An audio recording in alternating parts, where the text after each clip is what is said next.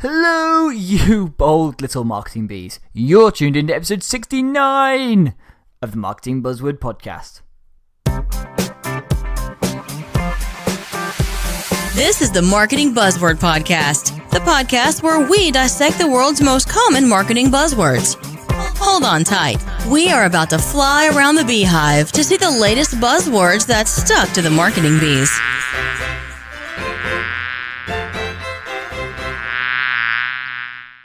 Hello again, and welcome back to the Marketing Buzzword Podcast. This is the podcast which helps you to understand what all these business and marketing buzzwords actually mean, and how they can be helpful or not going forward. I'm your host, Ben Roberts, and in this show, I'm the marketing bee in charge of making sure I can get on the right guests and ask the right questions to make sure that these words and phrases actually make sense. And in today's show, we're going to make sense of the buzzword tribe, something that is mostly used on the American side of the pond, but it's saying about building your tribe and creating a tribe, and I thought it was a fascinating subject to cover in today's episode. Before we do that though, I need to remind you this podcast is powered by Talkative. Talkative is a company that brings together live web chat, web calling and video calling and co-browsing together in one package embedded into your website. It allows your customers to contact you through a number of different channels but not overstretch your own resources, allowing you to offer an incredibly efficient and personalized customer experience without any of the downsides. Check it out at talkative.uk. Then one final thing before we get on to this week's guest. If you are loving the show, please do feel free to leave me a review on iTunes, because we know stars make prizes, I think, obviously. But please do leave a review of the show. I really do appreciate it. Now, that's more than enough from me. It's time to introduce this week's guest. And this week's guest is a woman who I've met a number of times now. I think we first met in 2016 and we've stayed fast friends since. And it's been a while to make sure I could get I thought about different terms. I thought, oh my God, she is absolutely perfect for this. And this week's expert buzzword bee is a woman called Jen Cole. So Jen Cole is a co-founder of Depict Media and the community manager for Social Media Examiner.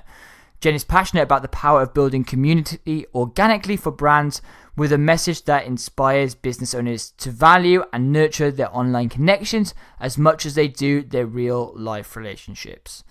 It's a fascinating topic. Tribes is something that is on the rise, and I love this term that's used to describe a community. So, without further ado, that's more than enough from me. Let's get on with the show. Hi Jen, and welcome to the podcast. Hello Ben, thank you so much for having me. I'm so excited to have this discussion today. Oh, it's absolutely my pleasure, Jen. It's been far too long. I think we only get to see each other like once a year, or maybe once every 2 years. So it's kind of nice to have these little catch-ups in between. Yeah, absolutely. It's always fun to get back together. It feels like we were never apart for 2 years when that happened. So it's kind of cool to have that kind of friendship. I know, it's crazy, and I guess that's actually, without even thinking about it, that's actually a really nice sort of opening, I guess, to what we wanted to talk about today, and it's about tribes. So Jen, let's first off, I think this is a term that's probably more used over your side of the pond than my side, but let's start off there, and it's what actually is a tribe? What do you mean when you say build a tribe? Well, I mean, going back to the original roots of the word tribe, this is your people. This is the people that get you, that are, as close to like you as they can become. They think the same way. They feel the same way. They have the same passions and the same beliefs. And so to pull those kinds of people together in a digital tribe can be a very powerful thing. And I'm excited to talk about it today. Well, I hope you've been listening to some of these podcasts, Jen, because I'm not going to make it easy for you. I'm not going to say tribes are the best thing ever. I'm going to really sort of try and squeeze out some of that knowledge from you. Oh yes, I've listened to your podcast, Ben, and that's what I love most about it is the challenge. Hey, well, let's go for it. So, the first challenge I'm going to set for you, Jen, is okay. I can get the idea of actually what a tribe is, and it's building your people, but is this something then that actually is limiting? Now, by that, I mean, because you're surrounding people that are the same as you, that are in similar industries, is it not a limitation onto finding out things that are outside your industry or other things that are going on? Is it like almost like you're surrounding yourself with like a field of people who are exactly the same? How do you get those new experiences and new ideas? Oh my gosh, I love this question, Ben, because as valuable as having your own tribe, your own niche, and your own people that think exactly the same way you do or similar, it's also important to embrace the power of collaboration and have an open mind and to embrace new ideas and new people. And that's how we make the most powerful connections, is by finding those things that complement the things that we don't necessarily have ourselves. Like Julie, my business partner at Depict Media, she is very, very techie, and she's very good at analytics, and I don't like that stuff. I don't like to talk about that stuff very much because I don't feel like that's necessarily my niche or my expertise at all. But I love community building, and I love getting out there and making in-person relationships and connections with people, and finding those people who may not be part of the social media marketing community in Wichita, Kansas, but might have another valuable skill that we don't necessarily have, or they might have a skill or an expertise that somebody that we know is looking for. And so to be that connector can be very, very powerful too, and can expand your tribe, really, which is really powerful. So how would you actually find these tribes then, Jen? How would you even know, how would you even know to look for someone else's tribe? Do you just say, oh, I did analytics once, and then there must be a Facebook group for that, like almost like saying, oh, there must be an app for that? Is that how you'd find a new tribe, or are there other ways that you would look to find people? Because obviously in a digital world there are almost too many options. You almost got like a paradox of choice. So where do people start? Well, for me, honestly, it has really started for me pretty often on Instagram. I post a lot, I tag a lot, I include the brands that I'm, consuming or enjoying while I'm posting. And so for me, in the Wichita area especially, it has been kind of a driving force for building the connections, because then when I get out there and I'm at a networking event, or even sometimes just out having a coffee by myself, I will have people approach me and say, "Are you Jen Cole?" And I'm like, "Well, yes, I am." "Oh, well, I'm the person that runs this Instagram account, and I've always wanted to meet you, and will you look at this website, and let's have, can I talk to you about this?" And it's kind of fun to take those digital relationships, those things that started on an Instagram post, and turn them into possible business connections or business relationships. Very powerful. And so it starts there. Sometimes for me also, it has started as easily as a Twitter chat. I'm running an SME chat right now for Social Media Examiner, which has been a lot of fun. And I've met so many people from so many different realms of social media, such as law or professors at university, people from around the globe that tune into SME chat every Wednesday.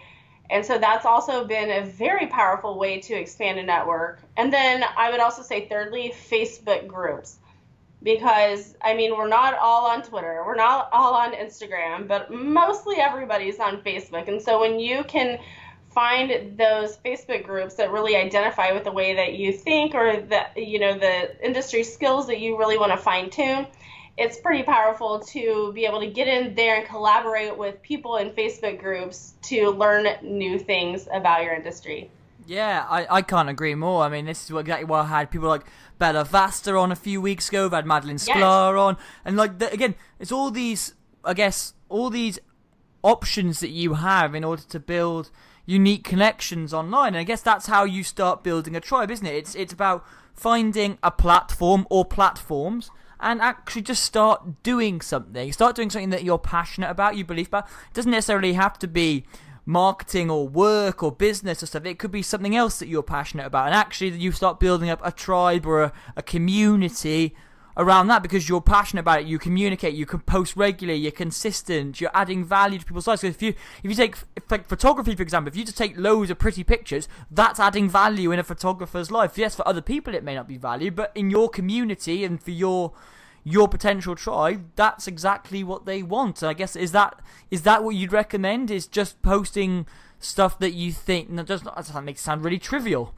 Not just posting stuff, but actually creating content that actually really resonates with your niche already? Or would you say you need to find something that's unique? Do you do the same as what everyone else is doing? Is that to help build a tribe, or is that just for finding a tribe? Or should you do something that's a bit more unique and maybe something else that other people aren't doing yet? I think for me, it's been something different, something that I think I try to preach this to my clients, that the power of tagging and hashtagging is absolutely tremendous. So I like I've mentioned with my Instagram posts, this has been so powerful for building my tribe, is just making sure that I'm geotagging things and or using Instagram stories and tagging where I'm at, or if they have an Instagram handle, I can find that before I make an Instagram story post. And I've had people reach out to me. I've had a restaurant in Denver reach out to me. I was having brunch at a place called Snooze, which is delicious, by the way. And I recorded my story, like from the mimosas to the pancakes. This place is amazing. The breakfast experience there is just awesome. And so I posted all this stuff on my story. Then I had this barbecue restaurant come back that afternoon and say, hey, if you'd ever like to come into our barbecue establishment and do the same thing that you did at Snooze, we'd like to treat you. I was like, well, holy moly, that is amazing. I've never even heard of this place before. And they're reaching out to me mostly because of a geotag. I can pinpoint it to that. It's pretty amazing what you can do to expand your network. So simply by tagging people on Instagram. So I would say that has been the most powerful and unique way that I've done it. And I feel like I learned from the best from Jen Herman. She's got an amazing blog, and I learn a lot from her. And I try to follow her tips as well as Subi Zimmerman's, just to really build my tribe. Not necessarily get followers, but build relationships. It's not for me about followers, it's about relationships. Yeah, and that's the thing, isn't it? I guess even in this day and age where I don't think I've ever been to a conference where people will say, build massive amounts of followers, buy all your followers. I don't think I've ever seen I don't know about you, but I've never seen a conference where people have said that. Have you? No way. And I'm so glad that I haven't heard that, because that is a button that people push with me sometimes. And I just have to say, guys, that is a vanity number that will dilute your analytics. Yes, I said the word analytics. I don't like to talk about analytics, but even I know that if you're buying followers and you get wrapped up in that vanity number, you are diluting your analytics and you are diluting your own page engagement, and that will make you less visible with the algorithms that be. And so it's definitely not something to do. No, exactly. And this is what I love, isn't it? I mean, we're both part of the most ridiculously giant Twitter chat in the world. And it's filled with so many amazing people. Honestly, my phone does not stop buzzing. But honestly, mine either. But it's ridiculous, because we're part of this, just being involved in these conversations, and it's amazing people. And again, I don't think any of us have got incredible amounts of followers. But what we're doing is we're constantly learning off each other, ideas, sharing ideas, what we're up to, bits of confidence. We're helping each other out, and these are the sort of conversations. It's almost like a mini tribe where you know that these people have got your back. If you've got a question that needs answering and you ask it in this conversation, people will come back and help you out. You need actually a little bit of confidence, they'll come and help you out. You've got ideas, they'll help validate them for you. And that's what the benefit of a tribe is. It can really help you feel, I guess, in a weird way, make you feel loved and just part of something. Part of something, absolutely. That SM Besties, yes, the SM Besties thread that you were talking about on Twitter has just been amazing. There are days that I kind of feel bad sometimes when I don't have the time to jump in, but I usually try to at least every day say, hi, happy Friday, or good luck. It's all these people that are speaking or writing books or doing amazing things. And yes, you're right. We sit there and we encourage each other all day long. We share garden pictures. We share pictures of our animals. Like, these are people that I've met, maybe 3 or 4 of them in real life so far. But right now, I have to tell you, I am dying to get out to San Diego to meet a lot of these people in person freaking finally, because I feel like some of them are my best friends. And I haven't even met them in person yet. I know, it's ridiculous, because I hadn't really been involved with a lot of these people, but then I met them, I think, in Marketed Live in Nottingham, in the conference in October, and it's just gone absolutely crazy next. I mean, we've got a load of mutual friends we first met, in 2016 in real life? Yeah. And we've been part of little groups together, and again, it's how our relationship has formed over time, because you're having this conversation, you build this network. You've introduced me to so many amazing people, because actually become of that real building of relationships. If you didn't have those relationships, it's actually much harder to buy into it. So being consistent, being there every day, offering value, help and advice with no reciprocal demand on that, and suddenly we build this amazing relationship where we're like, oh my god, it's great just to have a conversation with you about, and have no real end agenda. It's lovely. Yes, it truly is. There's nothing like it. It's a perfect example of what I'm talking about. I'm so glad you brought it up. I'm so glad we get to plug them, because they're all amazing people. And so I just have to say, if you want to know what we're talking about, check out #SMBesties on Twitter, because it is just unfathomable. It's the only word I can really come up with for it. Yes, and it's a lot of buzzing on my phone. Yes, mine too. I have to constantly have my phone plugged in because of all the Twitter notifications. Exactly. But I have to go going back to a serious point now, Jen. So it can't all be fun and games. No. I can see now that people will go, that all sounds great. You're having these really fun chats on Twitter, and it's all nice. You're all friends and pally with each other. That's great. How does actually building a tribe translate to making business transactions and sales? Because ultimately, not all people are going to have the time, the inclination, or even the phone battery to have these conversations. So, how does a tribe turn into a business? I love that question too. Really, as a marketer and as a person who truly values relationships, I've learned a lot from Jessica Phillips. I've learned a lot from Marcus Sheridan. I've learned a lot from Brian Fanzo. And the messages that these people give they all boil back to relationships and truly knowing the people that you're talking to, or anticipating their questions and answering them before. So that deepens their connection with you. That grows their trust with you. And so when you think about the brands that you typically buy from, it's all about know, like, and trust. And we say it over and over and over in the social media marketing and even just the regular marketing industry. You've got to build the trust. You've got to build the actual relationships, just as if it was a human-to-human relationship.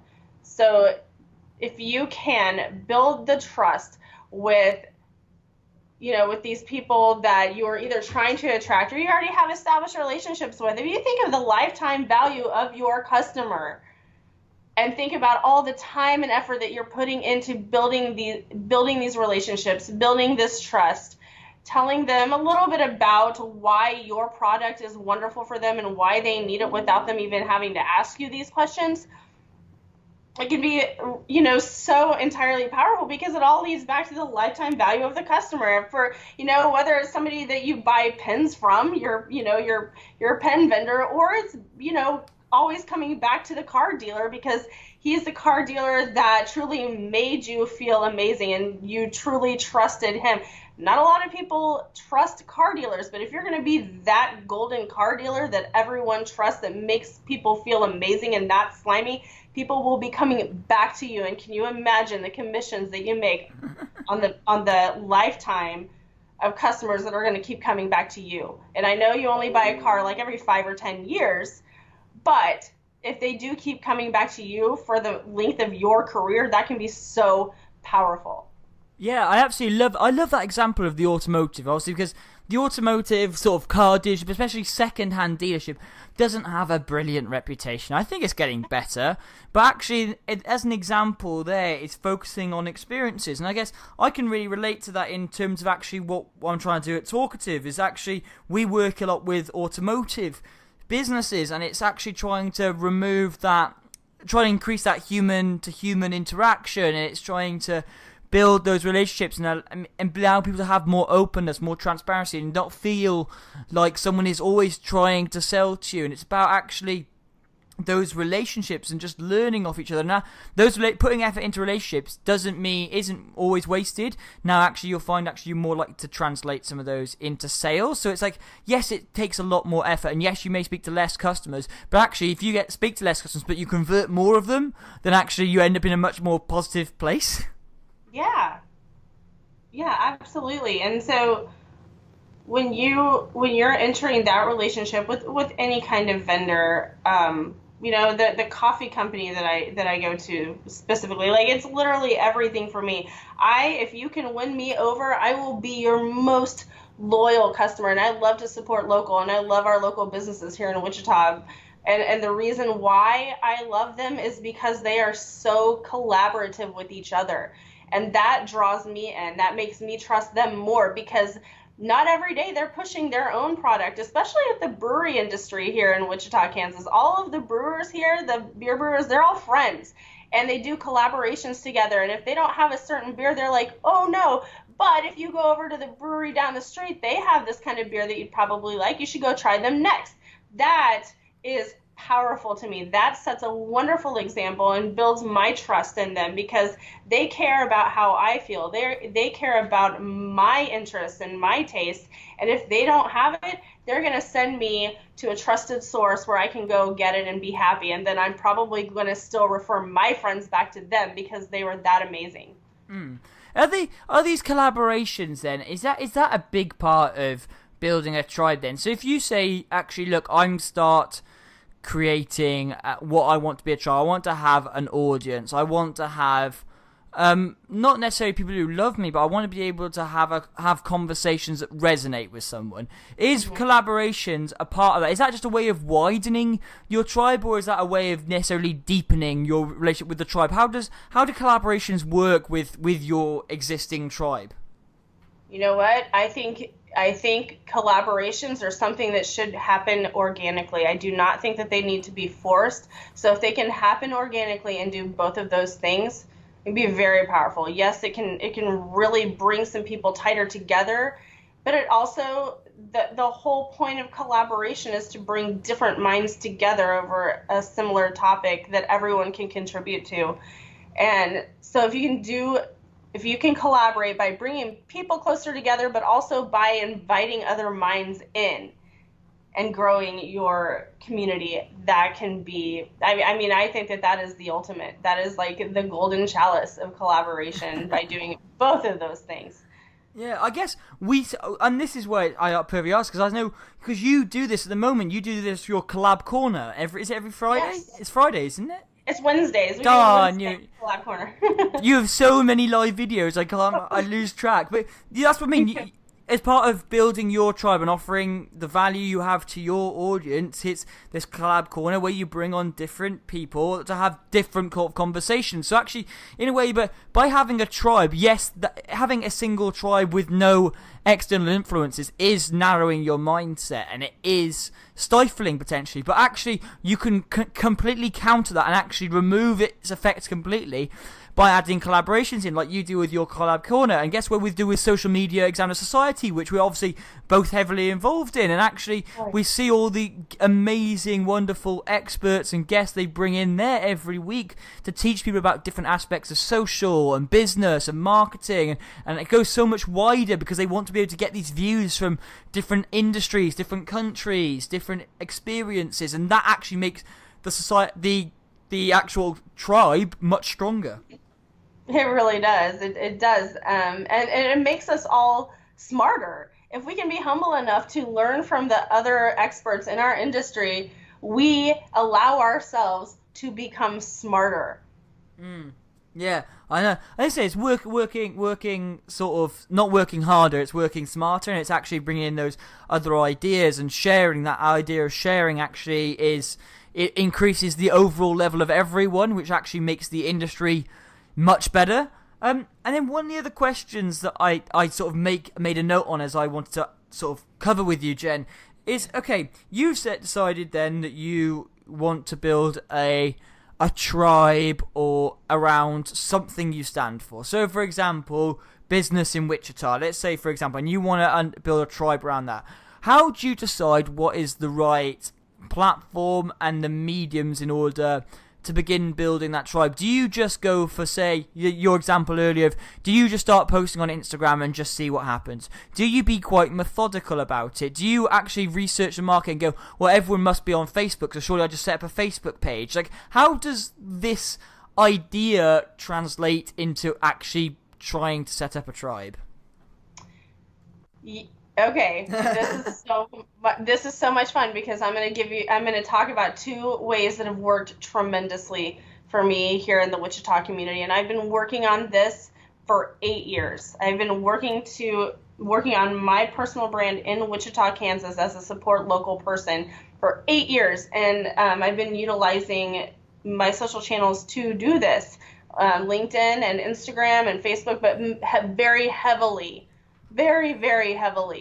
on Instagram, because the power of showing people what it is that is so amazing. Twitter is wonderful, but it's a bunch of one-liners. It's information. It goes very, very quickly. And sure, you can build your visibility on Twitter by simply using a hashtag, but on Instagram, being able to portray on one page all of these amazing things that you do every day and tag the people that are involved is absolutely incredible. I don't think it's anything that people need to be taking for granted. I think they need to learn how to leverage the power of this for their own digital communities. But then also, another thing that has worked so well for me in the last 3 years specifically, or 2 years actually, 2 years specifically, is attending 1 Million Cups, which is a tremendous networking event. It's in, I think, close to 100 cities across the United States. It started in Kansas City, Missouri by the Kauffman Foundation. And I lost my job at an agency. I quickly got hired by Social Media Examiner, but at the same time, Social Media Examiner is based in San Diego, and I have worked so hard in Wichita to build my brand. And so I wanted to stay around those people. I wanted to expand my Wichita network and keep making new connections. And so I started, as uncomfortable as this used to be for me, I would show up to this huge networking event all alone where I hardly knew anybody, and I would stand in the back and drink my coffee and kind of giggle every once in a while to try to wiggle my way into conversations, because I find that if I giggle, it lets the person next to me know that I'm kind of listening and maybe open to a conversation. Let's talk, kind of thing. And so that works for me. I don't know how other people, some people will just go up and say, "Hi, I'm Jen Cole and I do digital marketing. What do you do?" And I'm not that outgoing. But this worked for me, and I kept going, and those little giggles that led to kind of conversations led to new people that I would stand with every week when I would come back, and then before you know it, like 6 months later, I was signing up to be an organizer for this. I've presented at it 2 times, and now when I go to 1 Million Cups, I feel like I'm going to church for networking in Wichita, Kansas. It is that amazing. It's that powerful. You go in and there's hugging everywhere. Everyone's drinking coffee together. We encourage presenters together, and now that has really brought back business to Depicta Media, because I started doing this before Depicta Media was even a thing. And because they knew me, because they've had conversations with me and they knew the value that I bring to the table from presenting, they knew once I started my business, they wanted to hire me because they already knew me, they liked me, and they trusted me. And so it all came full circle, and now it's just, sometimes it's overwhelming to think of how far things have come. Yeah, and that's the thing, isn't it? That's why things take time, and people don't necessarily always understand or don't understand why things take so time. Like, why does it take so long to build these relationships with people online? Because they don't trust you yet. Well, why don't they trust me yet? Because you've been talking to them for 2 weeks. How much trust can you have in someone that you've known for 2 weeks? It's like, oh, why? I didn't think of it like that. Oh, I know, it's amazing. Business relationships work the same way as real relationships. Ugh. But it's cute, isn't it? Because we looked back, and we'll say we first met in 2016. I can't even remember how we met particularly. I can't even remember, but I think we just met. Just basically, someone introduced us when we were out before this conference even started. Because that was one of the first big conferences I'd ever really been to. I've been to some small ones in the UK, but that was the first big conference I'd been to. And I guess I'm quite an outgoing person. I'm definitely more extrovert than introvert. But even I found that completely overwhelming. But since that first 2016 conference changed the way that I saw things. And I was like, the amount of people I met, and it was like, in that first conference, I met people like you, I met Dan Gingiss, I met Tim Lewis, I met all these people who I've stayed really good friends with since that time, and seen their relationships and their develop over time. And it was like, I was so lucky because I went out there and I spoke to people, and I did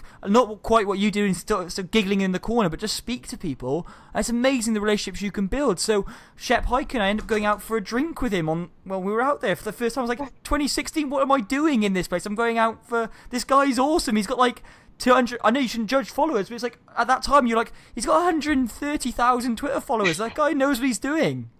And it's like, and it's just like, by actually putting yourself out there, by adding value, you start actually to build relationships, and no trust factor, which means actually people start to respect you, and you can actually have to build you can build those collaborations. It means when you build your audience, you can offer them value and insight that they wouldn't have before. And I guess it's just that thing. It takes time, and that's where you have to. It's a difficult one, because you can't build a tribe overnight, and you can't just necessarily build it on a single platform, but only posting on there. You almost have to show people different parts of you, because obviously different platforms have different merits and different drawbacks. So it's actually trying to find different ways in which you can build those relationships by taking, I think we've talked about this briefly before, but taking those online relationships, and where you can, take them offline, and then make the into other online platforms so people can see a bit of a different side to you. Because I mean, if you follow me on Twitter or LinkedIn, you see I talk about my podcast and business and work a lot. You follow me on Facebook, you probably see mostly hockey stuff.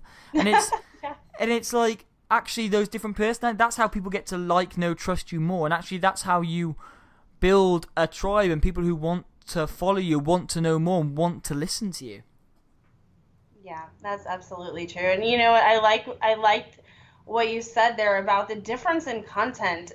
Sometimes people think of their digital community as just one community, but really, honestly, if you think about your digital community, you have your Facebook community, you have your Instagram community, you have your Twitter community, you have your LinkedIn community, and these are all different micro communities that people, I don't even think, realize that they have different ones, but they do, and it's really incredible even when those start to overlap.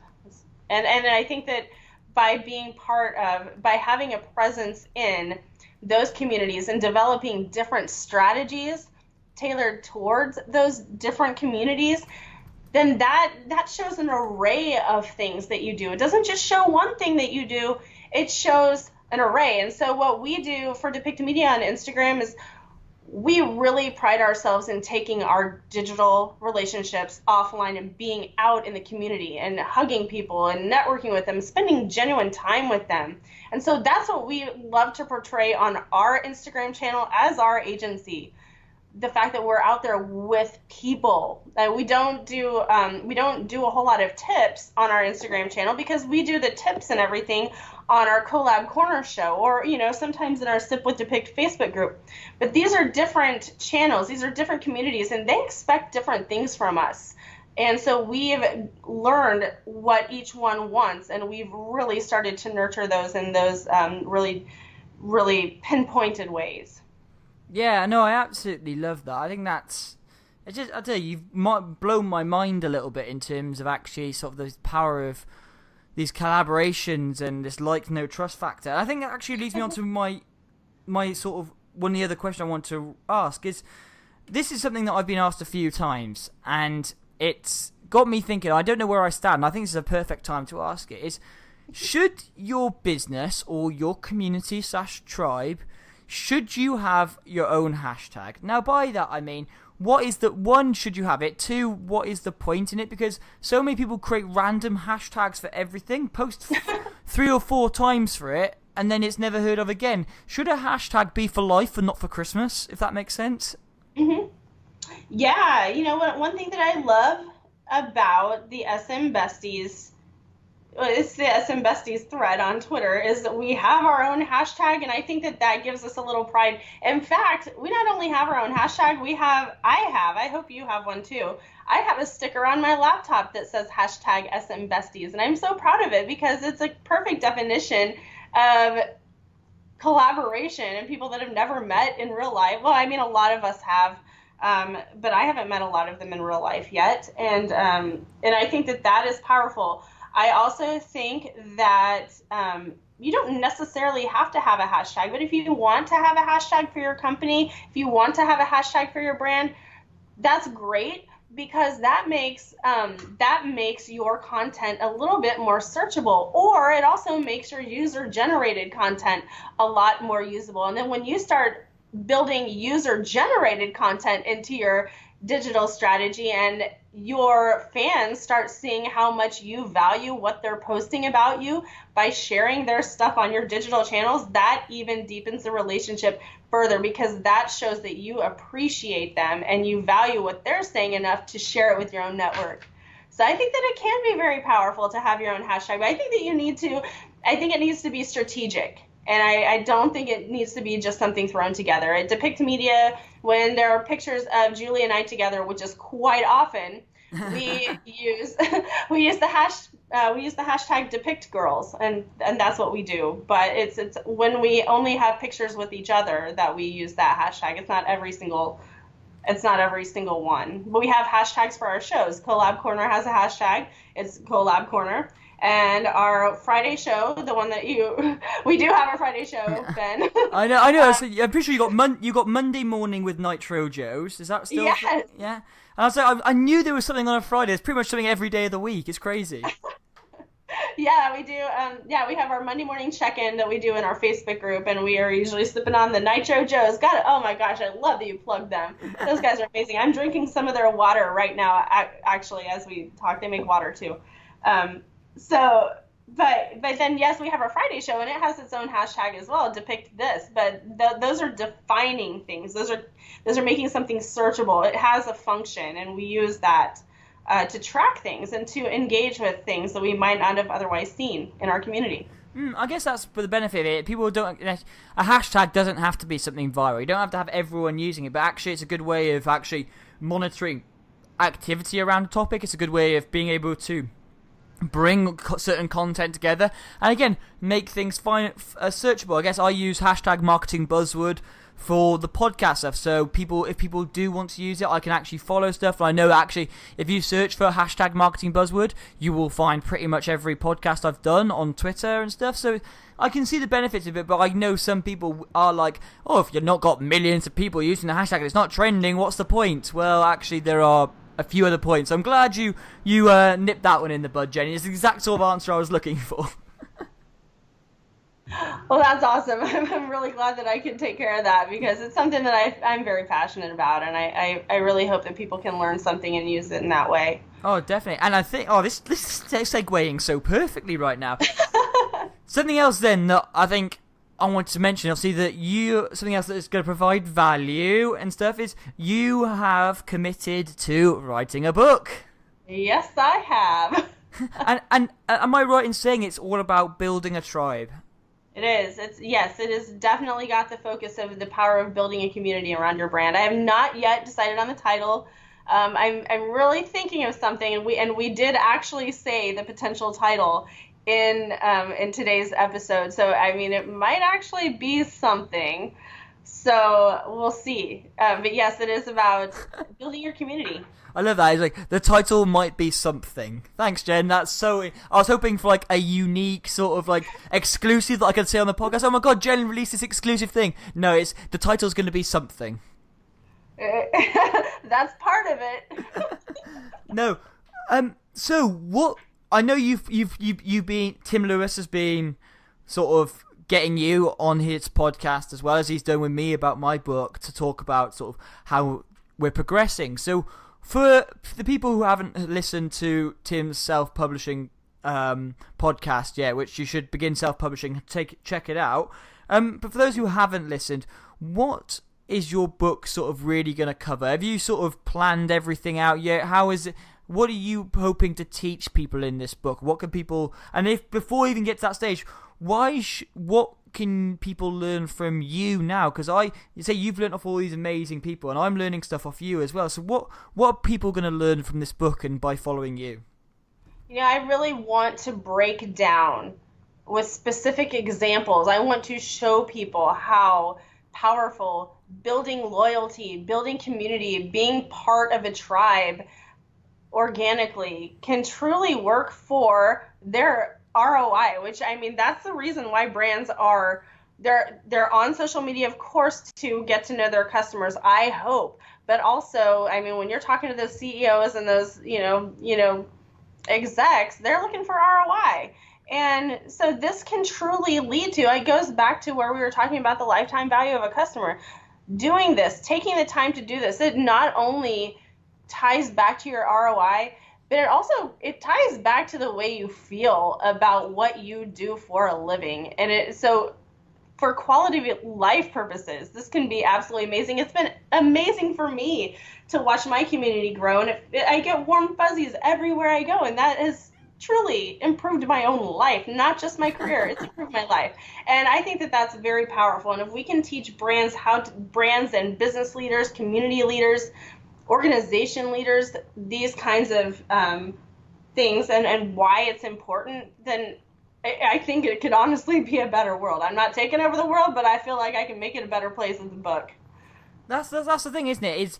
I love that because it doesn't have to affect everyone, but it has to affect a real core of people. And I guess again, this where followers don't matter. Your tribe isn't as powerful as its numbers. It can be. A powerful tribe can be based on numbers, but actually more often than not, it's based upon the strength and the uniqueness of the individuals within that. As in, you've got a range of different people helping each other out. Just by having 40 people in there, they've never spoke to each other. Just because you've got 40 followers doesn't mean actually anything's going to come from it. But if you have 4 followers, but they're all contributing, helping, learning, then actually that's what's more important. Again, same with the book. I guess what I'm looking for, I'm not looking for my book to be a multi-platinum bestseller that's just the next 50 Shades of Grey or 50 Shades of Ben. But what I'm looking at is actually trying to help a number of people do something really well and think a little bit differently. And if I can help a small number of people, that makes it so much more worthwhile than just saying, you've had 50,000 downloads. Brilliant. That's great. It is great. And that's really great for the ego, I guess.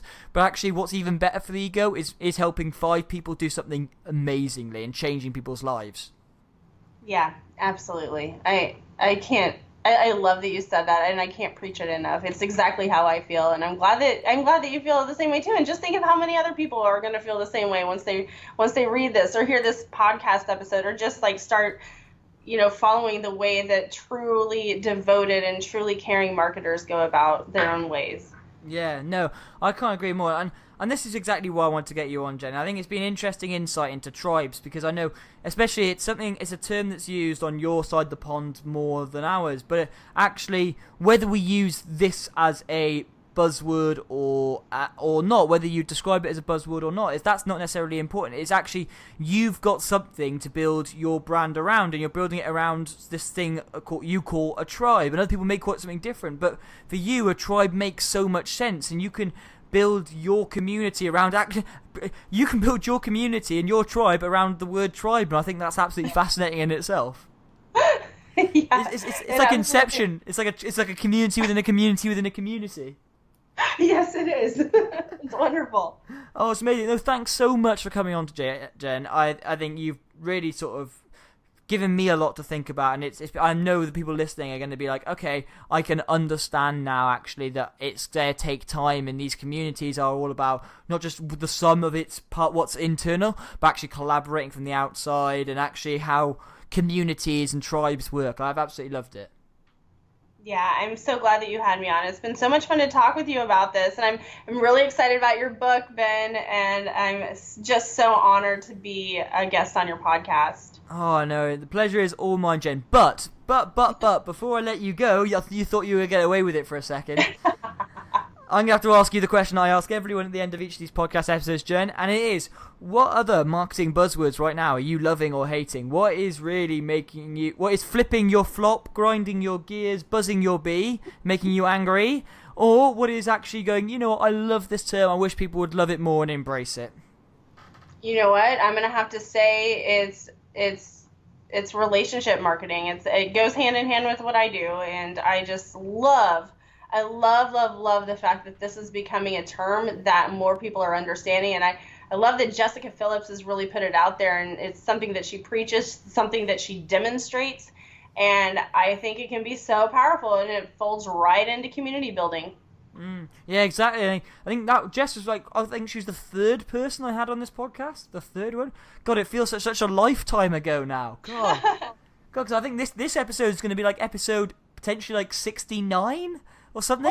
Holy, that's amazing, Ben. Oh God, I just put my hands to my head, going, it's crazy when I actually think about it. But God, it was such a long time ago now. But yes, I can't agree more. Jessica Phillips is amazing, and I love what she's doing around relationship marketing. I guess a lot of things have stemmed off that as well, and it's awesome to see. And again, that's how this community and this tribe builds, because one person starts talking about it, and they start realizing the effects of it, and then other people join in, and actually that's how you create an amazing community. So I think I absolutely love that example, Jen. Thanks so much for sharing that one.